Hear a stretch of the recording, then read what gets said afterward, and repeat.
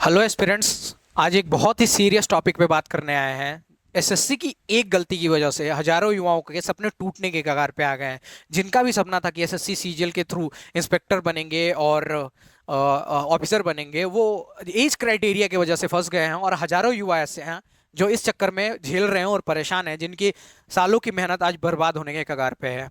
Actual में थोड़ा सा मैं इशू समझाने की कोशिश करता हूँ।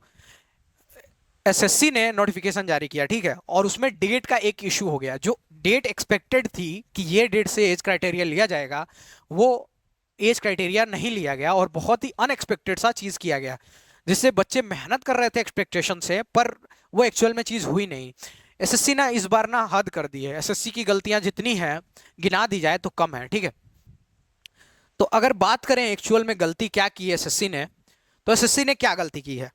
एसएससी एक नोटिफिकेशन जारी करती है 2022 का, और उसमें एज क्राइटेरिया लेती है 1 जनवरी 2022। और उसके कुछ महीने बाद एक और नोटिफिकेशन आता है सीजीएल 2023 का, और उसमें एज का क्राइटेरिया जो लिया जाता है 1 जनवरी, एक अगस्त 2023। और ये जो बीच में ड्यूरेशन है, फॉर्म जो आया है 5 महीने के अंतराल में आया है, और जो डेट का क्राइटेरिया चेंज हुआ है वो लगभग 20 महीने चेंज हुए हैं। 1 महीने नहीं, 20 महीने। अब क्या कहोगे आप, क्या कहोगे, एसएससी की लापरवाही है कि नहीं है। उन बच्चों के बारे में आप क्यों नहीं सोचते जिनने दिन रात मेहनत की है कि हाँ अब हमारा अटेम्प्ट आने वाला है, हम अटेम्प्ट देंगे, ऑफिसर बनेंगे। 2-3 अटेम्प्ट में कुछ गलतियां रह गई हो। गलतियां किससे नहीं होती हैं, हर बंदे से गलतियां होती हैं, हर बंदा फेल होता है। पर जो 100 बार फेल होने के बाद भी खड़ा हो जाए, एक्चुअल में वो हीरो है। और ये बंदे खड़े हैं अपना अटेम्प्ट देने के लिए, ठीक है, पर उनको अटेम्प्ट देने का मौका नहीं दिया जा रहा है, उनमें ये दिक्कत है, ठीक है। अब एसएससी की गलती को मैं एलिबरेट करता हूं, ठीक है। क्या हुआ, नवंबर में फॉर्म आता है एक, नवंबर 2022 में सीजीएल 2022 का फॉर्म आता है, ठीक है। सीजीएल 2022 का फॉर्म आता है और उसकी डेट ली जाती है 1 जनवरी 2022 से, ठीक है। अब उसके बाद एक फॉर्म आता है अप्रैल में, अप्रैल 2023 में, ठीक है। और इस ये होता है सीजीएल 2023, और इसकी जो डेट काउंट की जाती है 1 अगस्त 1 अगस्त 2023 से। अब आप बताइए फॉर्म में कितने दिन का डिफरेंस है, 5 महीने का।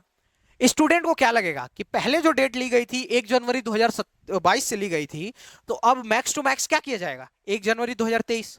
अगर एसएससी को ये करना ही था, तो वो जब आपने कैलेंडर रिलीज किया कि हाँ ये होने वाला है सीजल 2023, उसी टाइम आपने क्यों नहीं बताया कि ये एज क्राइटेरिया रहने वाला 1 अगस्त से। अगर बच्चे का 6 महीने बर्बाद होता है, और मतलब उसके साल, मतलब उसके लिए वो 6 महीने पढ़ रहा होगा, तो उसमें किसकी गलती है। ऐसा एक बच्चा नहीं है, 34 लाख फॉर्म जा रहे हैं, 34 लाख में से 5 लाख लोग ऐसे होंगे जो एज क्राइटेरिया, दूसरे एज क्राइटेरिया में आ गए होंगे इस टाइम पे। इस बात को आप मानते हैं कि नहीं मानते हैं, ये किसकी गलती है। अगर आपको ये करना ही था तो आपने पहले क्यों नहीं कहा। आप जब फॉर्म कैलेंडर रिलीज कर रहे थे तब क्यों नहीं कहा आपने, ये बताइए। अब ये बताइए ये बच्चे क्या करेंगे। अब एसएससी की बात करें तो ऐसी गलतियां वो करता रहता है। जैसे सीजीएल 2019 की बात की जाए तो उसमें नॉर्मलाइजेशन में गलती की और बहुत से डिजर्विंग कैंडिडेट रह गए और अनडिजर्विंग कैंडिडेट सेलेक्ट हो गए। इसमें किसकी गलती है, ठीक है। अब ये एज का इशू आया है, अगर आप 1 जनवरी से रख देते तो क्या चला जाता आपका। अब दिक्कत कहां आ गई है, दिक्कत वहां आ गई है कि जो सोचा गया था वो हुआ नहीं। ऐसी गलती सीजीएल 2016 में हुई थी एसएससी से, और एसएससी को कंप्लेंट्स की गई, कंप्लेंट्स डाली गई बच्चों द्वारा, तो एसएससी मान गया और उसने एज चेंज कर दी। पर इस बार क्या हुआ है कि फॉर्म आया 3 अप्रैल को, अप्रैल को। आज 20 दिन हो गए हैं, आज 20 दिन हो गए हैं उनको रिक्वेस्ट करते करते करते करते बच्चे थक गए। बच्चे अपनी पढ़ाई लिखाई छोड़ के रोड पे आ गए, उनको आना पड़ा है। अगर उनकी बात मान के ये चीज कर दी जाती और अगली बार से एज का वो चेंज कर दिया जाता, तो क्या चला जाता, पहले से बोल के चेंज किया जाता अगली बार। अब ये बात 20 दिन से नहीं सुनी गई, इसका मतलब क्या है कि बच्चों का ये मतलब है, मतलब एसएससी का ये मतलब कि आज कुछ भी करो हमको फर्क नहीं पड़ने वाला। बच्चे कॉम्प्लेक्स के आगे बाहर भीड़ लगा के बैठे पड़े हैं, उनका क्या, उनकी पढ़ाई का क्या, उनके पूरी जिंदगी का क्या, जो सालों से एसएससी में दे रहे हैं, कहीं थोड़े मार्क्स से चूक जाते थे।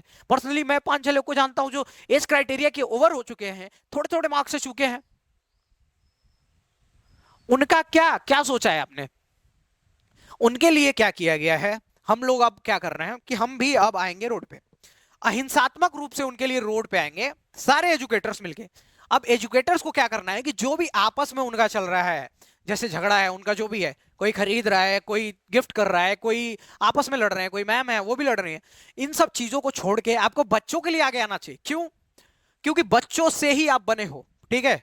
हम बने हो या आप बने हो, मैंने एग्जाम क्लियर किया वो बात अलग है, पर मैं यहां पढ़ा रहा हूं तो बच्चे ही मुझे ऊपर ले जा रहे हैं। तो हम बच्चों से ही बने हैं, तो हमको आपस की लड़ाई भूल के बच्चों के लिए काम करना चाहिए।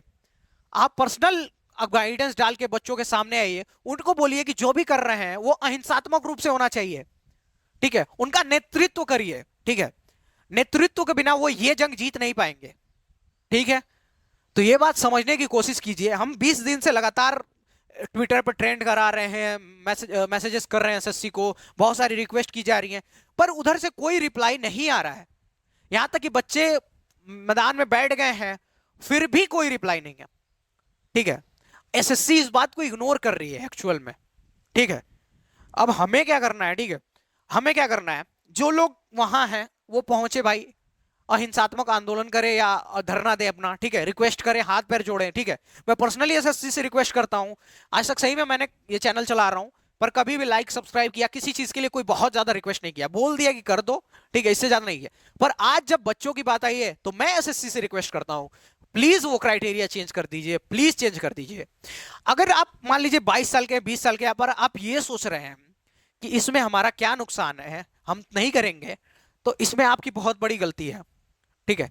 गलती ये है कि ये अगर 1 अगस्त के जगह 1 जनवरी की जगह 1 अगस्त गया, तो आप लोग भी जो अभी कुछ साल में एज ओवर एज हो जाएंगे, जिनकी अगर नहीं लगी बाई चांस, तो उनको ये दिक्कत आएगी, उनको भी 6 महीने का प्रॉब्लम होगा, ठीक है?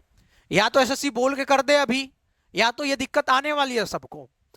तो और दूसरा पक्ष ये है कि एक इंसानियत नाम की चीज होती, अभी पास आपके पास वो अटेम्प्ट है, अभी आप कहीं ना कहीं लेके सेलेक्ट हो जाएंगे, पर वो बंदे के पास अब कहीं अटेम्प्ट नहीं बचे हैं। क्यों? वो जो बंदा 30 की तैयारी में कर रहा है, या तो वो थोड़े थोड़े चीजों से चूका है, या तो जॉब या प्राइवेट जॉब करते हुए या अपना धंधा बिजनेस करते हुए कर रहा है, उसका सपना है इंस्पेक्टर बनने का, वो अब सपना ही रह जाएगा, उसके पास कोई अपॉर्चुनिटी नहीं है। अगर आप 20-22 की एज में हैं, आपके पास बहुत अपॉर्चुनिटी है, कहीं जा सकते हैं, सीपीओ में जा सकते हैं, दिल्ली पुलिस, कहीं भी जा सकते हैं, ठीक है?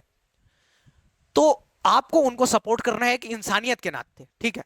क्या करिए आप #SSC सीजीएल 1 जन पे ट्वीट करिए, जितना ट्वीट कर सकते उतना ट्वीट कीजिए भाई, हमें ये जंग जीतनी है और एसएससी के कानों तक ये बात पहुंचानी है।